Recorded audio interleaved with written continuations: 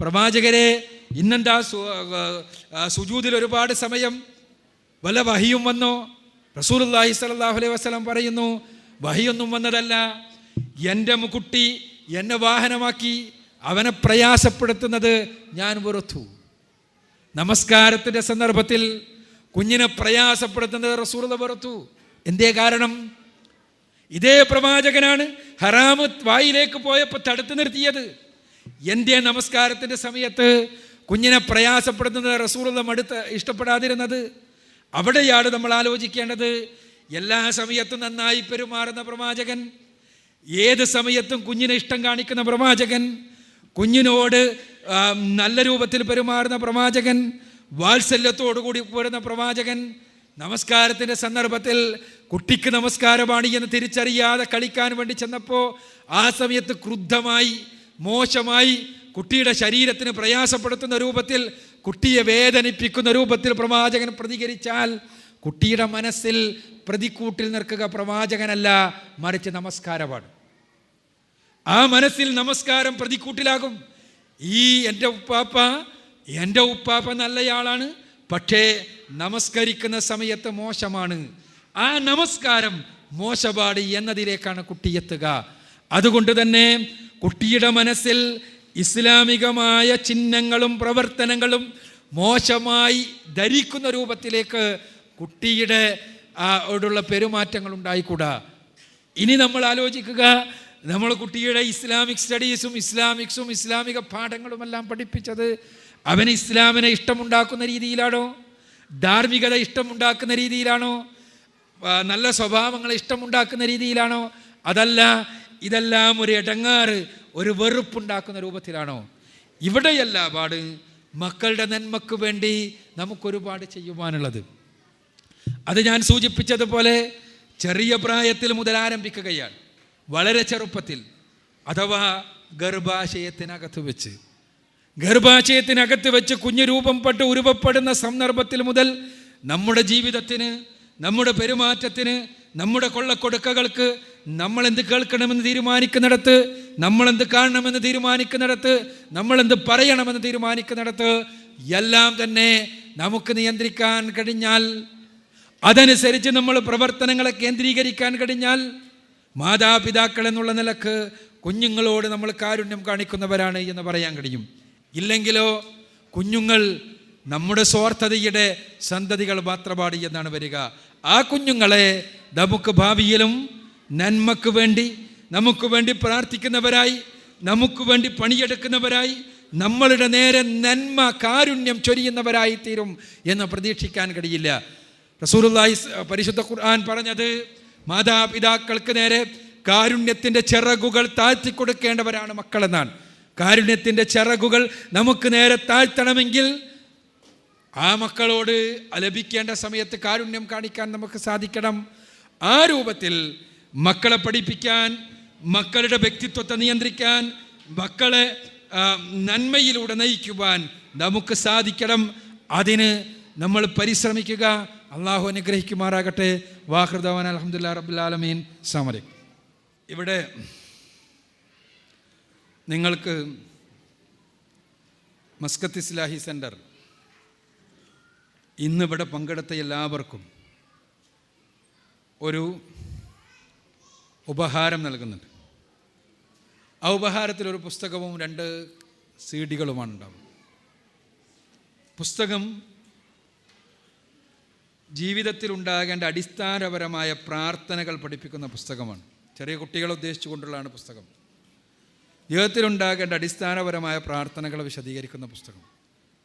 ഈ പുസ്തകം നിങ്ങൾ പഠിക്കുക, നിങ്ങൾ കുട്ടികളെ പഠിപ്പിക്കുക. കുട്ടികൾക്ക് ഇഷ്ടം തോന്നുന്ന രൂപത്തിൽ അതിസുന്ദരമായി ഡിസൈൻ ചെയ്തുകൊണ്ടാണ് ഇസ്ലാഹി സെൻറ്റർ ഈ പുസ്തകം നിങ്ങൾക്ക് നൽകുന്നത്. കുട്ടികൾക്ക് മറ്റ് കോമിക്കുകളും മറ്റുമെല്ലാം കൊടുക്കുന്നതിന് മുൻപ് ഈ പ്രാർത്ഥനകൾ കുട്ടിയെ പഠിപ്പിച്ചാൽ, നന്മ ചെയ്യുമ്പോൾ ബിസ്മില്ല ചൊല്ലാൻ, മറ്റൊരാൾ നന്മ ചെയ്യുമ്പോൾ അയാളോട് ജസാക്കല്ലാഹു ഖൈറൻ എന്ന് പറയാൻ പഠിപ്പിച്ചാൽ, അതേപോലെ തന്നെ ജീവിതത്തിൻ്റെ ഓരോ രംഗത്തുമുള്ള പ്രാർത്ഥനകൾ പഠിപ്പിച്ചാൽ നിങ്ങൾ ഒരു നഴ്സറി റൈം പഠിപ്പിക്കുന്നതിന് പകരം, ഒരു പദ്യം പഠിപ്പിക്കുന്നതിന് പകരം ഒരു പാട്ട് പഠിപ്പിക്കുന്ന ലാഘവത്തോടുകൂടി അതിസുന്ദരമായി 3 വയസ്സുള്ള കുട്ടിയെ പഠിപ്പിക്കാൻ കഴിയുന്നവയാണിത്. അതുകൊണ്ട് അത് പഠിപ്പിക്കാൻ ശ്രമിക്കുക.